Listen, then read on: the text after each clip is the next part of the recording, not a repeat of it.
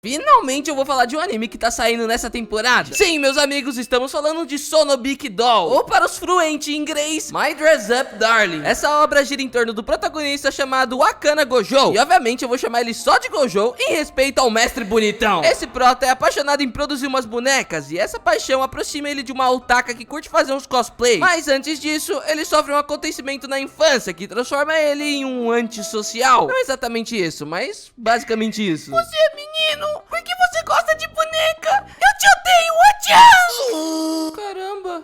Levei essa de graça! E sim, mesmo depois de velho, ele ainda não conseguiu ter nenhum amigo. E muito menos uma namorada. Se bem que a parte da namorada é treta mesmo. Nós que é feio tem que lutar muito pra ter uma. Bom, ele puxou essa paixão de fazer bonecas com seu avô, que é com quem ele mora atualmente. Ficou acordado até tarde de novo, né? Sim, fiquei fazendo boneca, mas ainda não faço tão bem quanto o senhor. Mas é claro, você sabe há quanto tempo eu faço isso? Uns 200 anos? Tá me chamando de velho! E assim ele vai pra escola, mas como esperado, o moleque tá 100% sozinho, porque na cabeça dele, qualquer um que descobrir que ele curte fazer bonecas vai começar a bulinar ele, ou algo do tipo. E na sala de aula, quando ele tava coberto de pensamentos, do nada, literalmente do nada, aparece uma menina metendo um Superman de costa. Foi mal aí. Aterrissei errado. E aí ela enxerga uma mancha no braço dele, começa a passar a mão e pergunta se ele tá bem. Mas o moleque bloqueia a mina e do nada perde a capacidade de falar. Bem. Entendi, foi nada. Depois ela sai dali e vai conversar com as amigas sobre um dia onde um cara tentou zoar ela por ser otaku. Sim, ele só tentou, porque a mina jogou na cara dele que ele é um bosta. O Gojo escuta tudo isso e fica se remoendo, ainda mais por não ser capaz de mostrar o seu amor por bonecas pros outros. E após a aula ele tá responsável pela limpeza, e não só ele, outros dois moleques também estão. Mas os moleques são uns cocôs, se aproveitam do Gojo só por ele não saber recusar as pessoas. E assim a Kitagawa chega na sala de aula e também começa a arrumar as cadeiras, mas obviamente ela acha estranho, já que ele não deveria estar fazendo aquilo sozinho. E ele explica que os moleques deixou tudo nas costas dele. Gojo-kun, eles não estão só se aproveitando de você? É mesmo, né? Pois é, meus caros, ele sabe que está sendo usado, mas mesmo assim não liga, porque acha que vai ser um incômodo pros outros. E nisso, a Kitagawa mete um esporro no moleque. Nunca deixe os outros passar por cima de você. Vai lá e passe por baixo deles. E na noite de um dia comum, a máquina de costura dele acaba quebrando. E como o moleque literalmente é viciado em fazer bonecas, ele não aguenta e no dia seguinte vai usar a máquina de costura da escola. Vou fazer uma roupa lindona pra você. Agora fodeu. O Gojo se desespera e joga a boneca no ar. Nesse momento ele teve que fazer uma escolha muito, mas muito difícil. Se jogar no chão de peixinho e talvez se machucar, ou esperar a boneca cair no chão e simplesmente pegar ela depois. E obviamente ele escolhe se jogar no chão com tudo. Desculpa, você tá bem? Se um dia eu fui feliz, não me lembro mais. Meus amigos, a mina começa a respirar como se ela tivesse visto uma picanha. Achou que eu ia falar outra coisa, né, cara? E quando o Gojo já tinha até desistido da vida, ela manda um socorro! Sim, ela fica felizona porque ele sabe usar a máquina de costura. E ainda elogia a boneca dele, o que também deixa ele muito feliz, porque finalmente alguém aceitou o que ele curte. E quando ela descobre que ele sabe fazer roupas, do nada a mina tira a camisa e começa a tirar o resto da roupa inteira na frente dele. Pode olhar para outro lado? Infelizmente sim. E assim a cabeça do moleque começa a fritar. Obviamente, né? A menina tá se despindo atrás dele. Mas quando ela termina, descobrimos que ela só queria mostrar um cosplay que ela mesmo fez. Eu ainda não terminei, mas o que acha?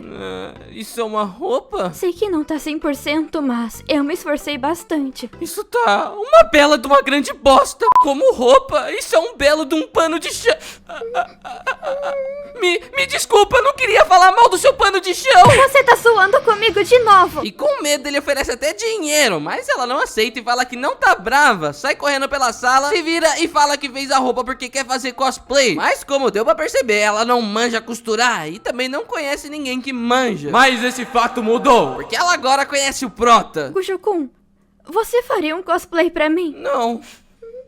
É zoeira, ele fala que vai ajudar ela. Então ela começa a saltitar de felicidade e fala: Eu adoro a Shizuko. Ela é do clube de humilhação das novinhas. humilhação do quê? Das novinhas. E aí ela explica sobre o jogo, de onde é o cosplay que ela quer fazer. E basicamente é tipo aqueles animes que eu trago no canal. Um homem que entra em uma escola feminina. Tudo que nós poderíamos desejar. E moleque, essa mina é fissurada no jogo. Dá um ligue na cara dela explicando pra ele. Depois eles conversam sobre mais alguns detalhes, mas acabam deixando pra outra semana, porque já era sexta-feira e ia entrar no fim de semana. E assim deveria ser, mas no dia seguinte ela aparece na porta da casa dele, porque não aguentou esperar até segunda-feira. Parece eu quando compro alguma coisa na internet em plena sexta e tenho que passar o final de semana inteiro só esperando e namorando pelo computador. Você não vai me convidar pra entrar?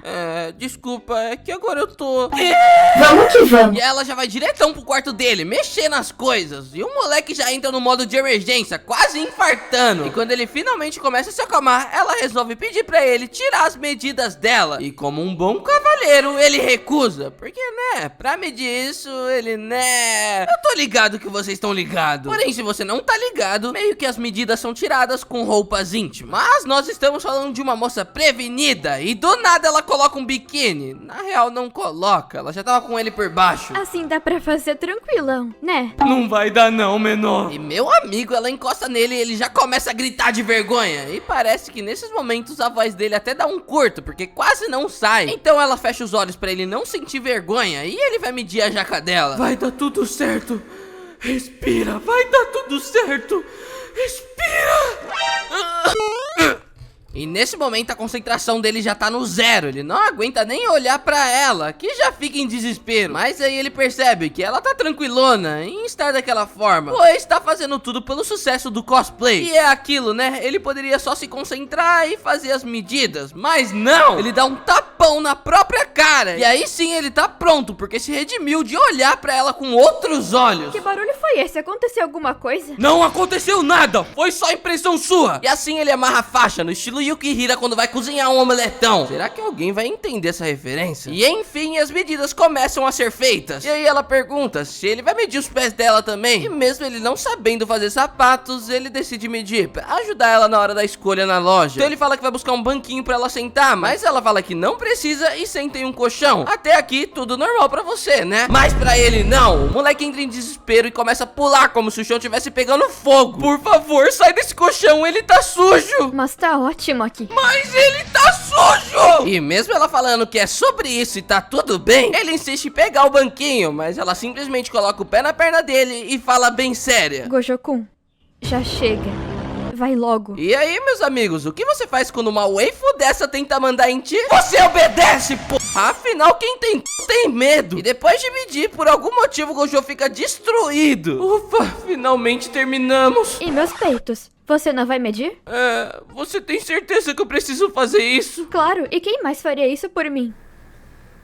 Você mesmo? E você acha que ela aceitou isso? Mas é claro que não. Então quando ele vai medir, fica cara a cara com os gigantescos. E enquanto isso, o CGI na cara dele tava rolando solto. Então ele mede. Quando termina, dá graças a Deus que acabou tudo. Pelo menos era o que tava passando na cabeça dele. Mas não. A cada segundo a Kitagawa piora a situação, deixando ele com mais vergonha. Porque dessa vez, ela pede pra ele medir a distância entre os melões dela. Mas o prota não foi forte o suficiente e abortou a missão. Porque pra fazer essa medida, ele precisaria saber exatamente aonde estão, como eu posso dizer, sem ter a monetização indo ralo abaixo. Digamos que ele precisa saber onde fica a ponta dos dois icebergs. Gojo-kun, onde estão?